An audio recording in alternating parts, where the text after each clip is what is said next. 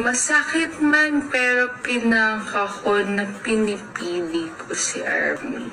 Agad-agad.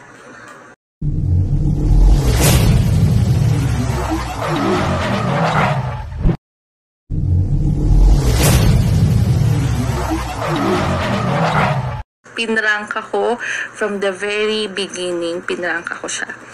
Actually, 2 days after nung pinrangka ko siya, nung may nangyari, pinagharap ko yung dalawa. Masakit man pero pinrangka ko na pinipili ko si Army. Agad-agad.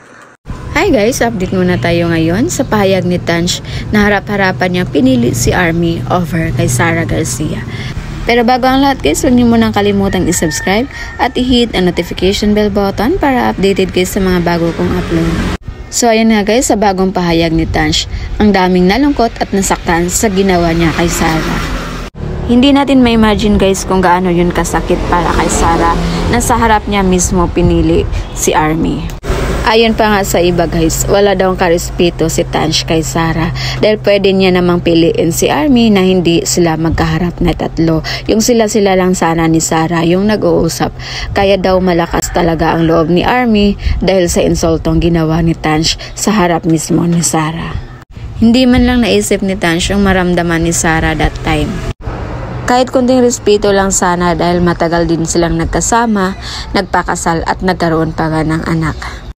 Kaya hindi na nakakagulat na marami ang nagmahal kay Sara. Dahil sa kabila ng masakit na ginawa ni Tanch, nagpakatatag siya.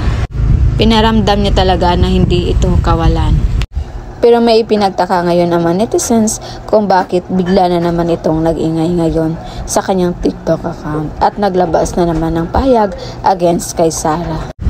Kaya hula ng iba, baka daw nagkaroon ito ng problema kay Army or else hindi pa ito nakamove on dahil sa nakikitang kasikatan ni Sara ngayon.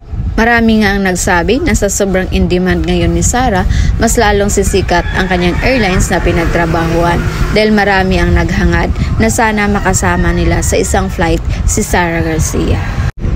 So yun lang muna yung pa-update natin guys for today's video.